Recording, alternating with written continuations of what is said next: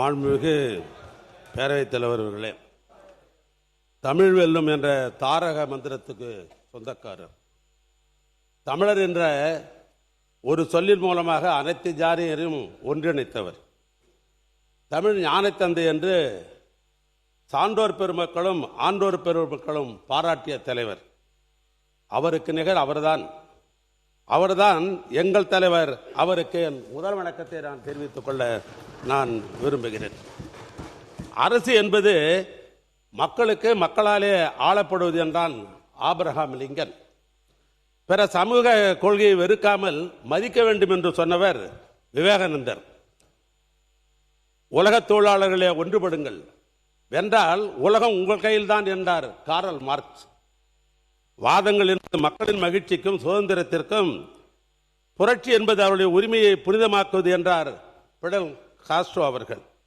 அந்த வரிசையில்தான் இந்திய வரலாற்றையே புரட்டி போடும் போர்க்குணம் படைத்த தலைவர், வாடிய பயிரை கண்டபோதெல்லாம் வாடினேன் என்று சொன்ன வள்ளலார் எண்ணம் கொண்ட தலைவர், எல்லோருக்கும் எல்லாம் கிடைக்க வேண்டும், எல்லோருக்கும் எல்லாம் கிடைக்க வேண்டும் என்ற மனித மேம்பாட்டு தத்துவத்தை நாட்டிற்கு தந்த நற்றமிழ் நாயகர் எங்கள் தலைவர் அருமையண்ணன் மு.க. ஸ்டாலினுக்கு என்னுடைய முதல் வணக்கத்தை நான் தெரிவித்துக் கொள்ள விரும்புகிறேன்.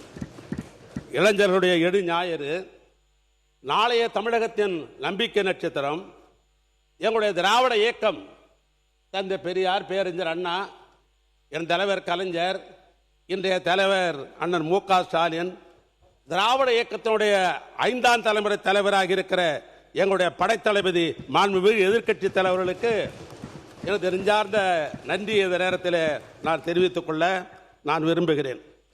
மாண்புமிகு பேரவைத் தலைவர்களே, சில ஆண்டுகளுக்கு முன் புகழ்பெற்ற இந்து தமிழ் தினசரி நாளில் அவருடைய ஆசிரியராக இருந்த சமஸ் அவர்கள் தெற்கிலிருந்து ஒரு சூரியன் என்ற புத்தகத்தை தயாரித்து வெளியிட்டிருந்தார்கள். அந்த புத்தகம் வேறு வேறு படிப்பவர்கள் பார்த்திருக்கக்கூடும். மாண்புமிகு பேரவைத் தலைவருக்கு இந்த புத்தகத்தை நான் காட்ட விரும்புகிறேன். இப்படிப்பட்ட புத்தகம் லட்சக்கணக்கான இந்த புத்தகம் இன்றைக்கு தமிழ்நாட்டில் விற்பனையானது. அதற்கு காரணம், அந்த புத்தகம் தமிழ்நாட்டுடைய வரலாற்றையும் பண்பாட்டையும் கலாச்சார கட்டமைப்புகளையும் உருவாக்குவதில் தலைவர் கலைஞர் முன்னணியில் இருந்த ஒரு தலைவர். மாநிலத்தின் வளர்ச்சிக்கு பெரிதும் பாடுபட்ட தலைவர் கலைஞர். பாரம்பரியத்தை போற்றுவதும், பழமையான கட்டடங்களை பாதுகாப்பதும் பராமரிப்பதும் பொதுத்துறையின் முக்கிய பங்கு என்பதை செயல் மூலம் விளக்கி அதை சிறப்பாக செய்து முடித்தவர் அண்ணன் கலைஞர் அவர்கள். அதனால்தான் இந்த புத்தகத்தை படிக்க வேண்டும் என்று சொன்னதற்கு பல்வேறு ஆன்றோர் பெருமக்கள், சான்றோர் பெருமக்கள், பத்திரிகையாளர்கள் இதில் கட்டுரை எழுதியிருக்கிறார்கள். அவருடைய பரிணாம வளர்ச்சி பற்றி நான் சுருக்கமாக சொல்ல வேண்டும் என்று சொன்னால், இன்றைக்கு தமிழ்நாட்டினுடைய தலைநகராக இருக்கிற சென்னையில் இருக்கிற வள்ளூர் கோட்டத்திலிருந்து குமரிமுனையில் இருக்கிற 133 அடி சிலை இருக்கிறது பார். இது இடப்பட்டிருக்கிற மாநகராட்சியாக இருக்கலாம், நகராட்சியாக இருக்கலாம், ஊராட்சிகளாக இருக்கலாம். ஆக இந்த இடங்களெல்லாம் அண்ணன் கலைஞருடைய அடையாளம் இல்லாத ஊரே கிடையாது என்ற அடிப்படையில் இந்த புத்தகத்தில் அப்படித்தான் குறிப்பிடப்பட்டிருக்கிறது. எனவே அவர் வழியில் வந்த எங்கள் தலைவர், தமிழ்நாட்டிலே அற்புதமான ஆட்சி நடத்த திராவிட மாடல் நாயகர், தமிழ்நாட்டுடைய கட்டமைப்பின் மூலமாக மூலதன செலவை உருவாக்க முடியும். ஏன்னா மூலதன செலவு என்பது பல துறைகள் இருக்கிறது. ஒரு துறையும் செலவோடு மட்டில் போய்விடும். ஆனால் நெடுஞ்சாலைத்துறை, இந்த போக்குவரத்து பொதுப்பணித்துறை என்பது மூலதன செலவை ஈர்ப்பது, அரசாங்கத்திற்கு சொத்து சேர்த்து வைப்பது. ஆனால் எங்களுடைய முதலமைச்சராக இருந்த அருமையண்ணன் மு.க. ஸ்டாலின் அவர்கள் மூலதன செலவை உருவாக்க வேண்டும் என்ற அடிப்படையில் பல அடையாளங்களை அண்ணன் கலைஞர் வழியில் இந்த தமிழ்நாட்டில் உருவாக்கி தந்தார். அதில் சிலவை மட்டும் நான் குறிப்பிட காலத்தின் நேரத்தையும் கருதி நான் விரும்புகிறேன். தமிழனுடைய பாரம்பரிய விளையாட்டு ஜல்லிக்கட்டு, அதற்கு கீழக்கரையில் கலைஞர் ஏறுதழுவல் அரங்கம், சைதாப்பேட்டையில் இன்றைக்கு 5 ஸ்டார் ஹோட்டலை போல இன்றைக்கு MC ராஜாவுடைய பெயரில் 10 தளங்கள் கொண்ட மாணவர் விடுதி, கொளத்தூரில் 6 மாடுக்கு கொண்ட பெரியார் மருத்துவமனை, மதுரையில் கலைஞர் நூலகம், தமிழனுக்கு பெருமை சேர்க்க அண்ணன் கலைஞருக்கு சென்னையில் மெரினா கடற்கரையில் நினைவிடம், கள்ளக்குறிச்சி, விருதுநகர், திருப்பத்தூர், மயிலாடுதுறை ஆகிய புதிய மாவட்டங்களுக்கு மாவட்ட ஆட்சி அலுவலகங்கள், தமிழரின் வரலாறு என்பது 4500 ஆண்டுக்கு முற்பட்டது. சில நேரங்களில் நாம் சொல்லுவோம் 2000 ஆண்டுகளுக்கு முற்பட்டது, 3000 அல்ல. தமிழுடைய வரலாறு என்பது இந்தியாவிலேயே அவன் தான் முதலிலே பிறந்து வளர்ந்தவன். அதனால் 4000 ஆண்டுகளுக்கு முற்பட்ட வரலாறு. அந்த வரலாறை வெளிப்படுத்துவதற்காக சிவகங்கையிலே கீழடியிலும் நெல்லையிலே பொருணையிலே காட்சிப்படுத்தப்பட்ட அருங்காட்சிகள் ஏராளம் ஏராளம். அப்படிப்பட்ட நம்முடைய தலைவர் அவர்கள்தான். மாண்புமிகு பேரவைத் தலைவரே, நமக்கும் நம்முடைய சந்ததிகளுக்கும் உடைத்த உத்தமர்களுக்கு, தியாக பெருமக்களுக்கு எங்கள் தலைவர் அண்ணன் மு.க. ஸ்டாலின் ஆட்சியில்தான் பல்வேறு சிலைகளை அமைத்தார்கள். அதை சிலர் மட்டும் நான் உங்களிடத்தில் சொல்ல விரும்புகிறேன். கிண்டியில அயோத்திதாசர் பண்டிதருக்கு சிலையுடன் கூடிய மணிமண்டபம், பசும்பொன்னில தேவர் திருமகனுடைய நிலவிடத்திலே புதிய 2 மண்டபங்கள், பரமக்குடியிலே தியாகி இமானுவேலுடைய சேரனுக்கு சிலையுடன் கூடிய மண்டபம், கிண்டியில வீரமங்கை வேலுநாச்சியாருக்கு சிலை, மருதுபாண்டியருக்கு சிலை, கட்டபொம்மனுக்கு சிலை, வஉசிக்கு சிலை, ஈரோட்டிலே சுதந்திர போராட்ட வீரராக இருந்த பொல்லானுக்கு அரங்கத்துடன் கூடிய சிலை, விழுப்புரத்திலே சமூக போராளி என்று சொல்லப்பட்ட 21 பேர்கள் சுட்டு வீழ்த்தப்பட்ட பொழுது அவருக்கு நினைவு மண்டபம் கட்டியதோடு மட்டுமல்ல, அவருக்கு சிலை, கோவில்பட்டியில கே. ராஜநாராயணனுக்கு சிலை, சமூக நீதி காவலர் என்று சொல்லப்படுகின்ற வி.பி. சிங் அவர்களுக்கு சிலை, அப்துல் கலாமுக்கு சிலை, டாக்டர் சுப்பராயனுக்கு சிலை, கொடிகாத்த குமரன் திருப்பூர் குமரனுக்கு சிலை, ஏஜி என்று அன்போடு அழைக்கப்பட்டு இதே மாவட்டத்தில் சிறப்பாக பணியாற்றிய தென்னார்காடு மாவட்டத்தினுடைய திராவிட இயக்கத்துடைய தலைவராக இருந்த அண்ணன் ஏ. கோவிந்தசாமிக்கு சிலை, சிந்துவெளி நாகரிகத்தை திராவிட நாகரிகம் என முதலாக கண்டுபிடித்து கூறிய சர் ஜான் மார்ஷல் அவருக்கு சிலை, இன்னும் சொல்ல போனால் எழும்பூரிலே மாமேதை காரல் மார்க்கு சிலை. இப்படி நம்முடைய சமுதாயம் பிற்காலத்தில் தெரிந்து கொள்ள வேண்டும் என்பதற்காக அந்த பெருமகனுக்கெல்லாம் சிலை அமைத்த வரலாறு திராவிட மாடல் ஆட்சி கொண்டு. தலைவர் பெருந்தலைவர் அவர்கள், பேரவைத் தலைவர் அவர்களே, கோவையிலே தனி தலைமையிடமாக கொண்டு இந்த துறையிலே சில சீர்திருத்தங்கள் செய்யப்பட்டது. அதில் கோவையிலே தலைமையிடமாக கொண்டு தலைமை பொறியாளர் மேற்பார்வையில் ஒரு புதிய மண்டலம் நமது ஆட்சியிலே துவக்கப்பட்டது. பிராதான கட்டடங்களை பாதுகாப்பதற்காக புதிய அலகு ஒன்று துவக்கப்பட்டது. மாவட்டத்திற்கு ஒரு செயற்பொறியாளர் பொறுப்பு வழங்கப்பட்டது. தரக்கட்டுப்பாடு அலகு என்பது புதியதாக துவக்கப்பட்டது. உயர்கல்வித்துறைக்கு கட்டடம் கட்டுவதற்காக திட்ட அலகு என்று துவக்கப்பட்டது. டெல்லியிலே நம்முடைய சிறப்பு விருந்தினர்கள் செல்வதற்கு, அலுவலர்கள் செல்வதற்கு, சட்டமன்ற உறுப்பினர்கள் தங்குவதற்கு, மாண்புமிகு அமைச்சர் பெருமக்கள் அரசின் காரணமாக டெல்லிக்கு போகிற பொழுது அங்கே தங்குவதற்காக அங்கே இன்றைக்கு கட்டப்பட்டிருக்கிறது. டெல்லி பல்கலைக்கழகத்தில், ஜவஹர்லால் பல்கலைக்கழகத்தில் ஐயன் திருவள்ளுவருக்கு சிலை.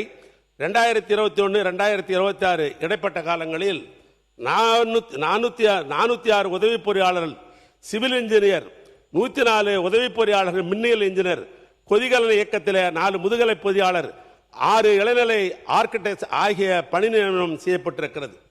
பழமையை பாதுகாக்கின்ற வகையில் 100 ஆண்டுகளை தாண்டி இருக்கிற ஹெரிட்டேஜ் பில்டிங் என்ற அடிப்படையில் 22/9/2200 முதல் 30/10/2000 வரை வீரமங்கை வேலுநாச்சியாருக்கும் மருதுபாண்டிய சகோதரர்களுக்கும் போர் பயிற்சி எடுத்த இடம் எது என்று சொன்னால் சங்கரபதி கோட்டை. அந்த சங்கரபதி கோட்டையை ஓடு சேர்ந்து 64 கட்டடங்கள், 100 ஆண்டு காலம் கழித்த கட்டடங்கள், ஹெரிட்டேஜ் என்ற அந்த கட்டடங்கள் 470.58 கோடி திட்ட மதிப்பீட்டில் எடுத்துக்கொள்ளப்பட்டு பல பணிகள்லாம் முடிவிட்டு விட்டது. எங்களுடைய ஆட்சியிலே சில பணிகள் இன்றைக்கு நடைபெற்றுக் கொண்டிருக்கிறது. அதோடு மட்டுமல்ல, நான் ஆரம்பத்திலே குறிப்பிட்டதை போல இந்தியாவுடைய தலைநகரில் இன்றைக்கு நாமெல்லாம் தங்குவதற்கு, நாம் என்று சொல்வது அமைச்சர் பெருமக்கள், சட்டமன்ற உறுப்பினர்கள், அரசு அதிகாரிகள், ஐஏஎஸ் அதிகாரிகள் டெல்லிக்கு போனால் அங்கே இருக்கிற இடம் போதுமானதாக இல்லை. எனவே கூடுதலாக கட்ட வேண்டும் என்று வைகை இல்லம் என்று, அந்த வைகை என்ற பெயர் வைத்தவரை எங்கள் நான் கலைஞர் தான். ஆனால் அந்த வைகை இல்லம் கட்ட வேண்டும் என்று இன்றைக்கு பழைய கட்டடங்கள் மீண்ட நிலைய கட்டம் என்கிற காரணத்தினால் அதை அப்புறப்படுத்திவிட்டு இன்றைக்கு புதியதாக 257 கோடி ரூபாய் மதிப்பீட்டில் 3 லட்சம் சதுர அடி பரப்பில் முக்கியமான கட்டடங்களாக 39 ஷூட் ரூம், 60 டீலக்ஸ் ரூம், 72 படுக்கைகள் கொண்ட 9 தங்க விடுதிகள் இன்றைக்கு நம்முடைய திராவிட மாடல் ஆட்சியில் கட்டப்பட்டிருக்கிறது. ஆக இப்படிப்பட்ட நிலையில் நாங்கள் கடைசியாக 5வது ஆண்டு நம்பிக்கையோடு தான் நாங்கள் நிதிநிலை அறிக்கையை நாங்கள் போட்டோம். அதில் சென்ற ஆண்டில் 25-26 அந்த ஆண்டில் நல்லவர்களையும் மாணவர்களையும் பட்டதாரியும் வளமாக்குவது கல்விதான். கல்விக்கு நிகரானது ஒன்று அல்ல. அந்த கல்வி உலக வரலாற்றை தெரிந்து கொள்வதற்கும் பொருளாதார வளர்ச்சியை பெறவும் கல்வியினுடைய விரிவாக்கம் அவசியம் என்பது தேவையை அறிந்த காரணத்தினால் எங்களுடைய முதலமைச்சராக இருந்த அண்ணன் மு.க. ஸ்டாலின் அவர்கள் நூலகம் அவசியம் தேவை என்று அவர் கருதினார்கள். நூலகத்தோடு இன்றைக்கு டிஜிட்டல் நூலகமும் அதை உணர்ந்து எங்கள் தலைவர் திருச்சியில பெருந்தலைவர் காமராஜர் பெயரிலே நூலகம், கடலூரில் நம்முடைய சமூக காவலர் அஞ்சலை அம்மாள் பெயரிலே நூலகம், சேலத்தில் பாவேந்தர் பாரதிதாசன் பெயரிலே நூலகம், நெல்லையில காகிதமில்லத் பெயரிலே நூலகம், கோவையை பொறுத்த மட்டில் தந்தை பெரியார் நூலகம் கட்டி முடிக்கப்பட்டு திறக்கிற தருவாயில் அது இருந்தது. நான் கூட திறந்துவிட வேண்டும் என்று முதலமைச்சர் கேட்டேன். அப்பொழுது தலைமை பொறியாளராக இருந்தவர், தலைமை செயலாளராக இருந்தவர், ஆட்சி நாம தான் வரப்போகிறது, நாம் திறந்து விடலாமே என்ற ஒரு நம்பிக்கை விட்டார். மக்கள் மீது வைத்திருந்த பாசம் இப்படிதான் நாங்களும் கருதினோம். ஆனால் அந்த கட்டடம் கட்டி முடிக்கப்பட்டு ஒரு 5% கட்டடம் நிலுவையில் இருந்தது. கோயம்புத்தூரில் நம்முடைய மாண்புமிகு பொதுப்பணித்துறை அமைச்சர் கூட சென்று அந்த நூலகத்தை எல்லாம் கண்டுகளித்து ஆய்வு செய்து அதற்கு பின்னால் கூட பேட்டி கொடுத்திருந்தார். நான் கூட பத்திரிகையில் நான் பார்த்தேன். நான் கேட்க விரும்புவது, இன்று 3 மாத காலமாகிறது கொள்கைத் தலைவர் என்று நீங்கள் பெரியாரை ஏற்றுக்கொண்ட இந்த நிலையில இந்த 3 மாதம் அது இன்றும் திறக்காமல் இருப்பது என்பதை இந்த அரசுடைய கவனத்துக்கு கொண்டு வர நான் விரும்புகிறேன். ஆக இந்த நூலகம் இன்றைக்கு மக்கள் பயன்பாட்டுக்கு இல்லாமல் கிடப்பிலே கிடக்கிறது என்பதையும் நினைவூட்டி, அதோடு மட்டுமல்ல எங்கள் தலைவர் அவர்கள் கேரளாவிலே ஆறுக்குட்டி என்ற ஒரு இடம் உண்டு. அது வைக்கத்திற்கு போராட்டத்திற்கு போன்ற நம்முடைய தந்தை பெரியார் அவர்கள் சிறை இருந்த இடம் அந்த ஆறுக்குட்டி என்பது. அந்த ஆறுக்குட்டியில அன்றைய முதலமைச்சர் கேரள முதலமைச்சர் இடத்திலே கேட்டு அந்த ஆறுக்குட்டியில ஒரு நினைவு சிறைச்சாலை அமைக்க வேண்டும் என்று முதலமைச்சர்கள் கடிதம் எழுதினார்கள். நானே நேரடியாக சென்று கேரள முதலமைச்சர் பினராயி விஜயனை பார்த்தேன். அந்த 70 சென்ட் இடத்தை அவர்கள் தானமாக நம்முடைய அரசாங்கத்திற்கு கொடுத்தார்கள். அதில் ஒரு சிறை அமைக்க வேண்டும் என்பதற்காக 3.9 கோடி பணம் எங்கள் அண்ணன் ஒதுக்கி தந்தார்கள். நானே கேரளாவுடைய சுற்றுலாத்துறை அமைத்து கொண்டு அடிகோல் விழாவுடன் நடத்தினோம். அது என்னவோ தெரியவில்லை, பெரியாரை பற்றி பெருமையாக பேசுகிற நீங்கள் இந்த 3 ஆண்டு காலம் என்னென்ன கிடப்பிலே போட்டு விட்டீர்கள். எனவே அதையும் இந்த நேரத்தில் 3 மாத காலமாக அது கிடப்பிலே போட்டிருக்கிறீர்கள். அமைச்சர்கள் பதிலில் அதனுடைய விளக்கத்தை தர வேண்டும் என்று இந்த நேரத்தில் கேட்டுக்கொள்ள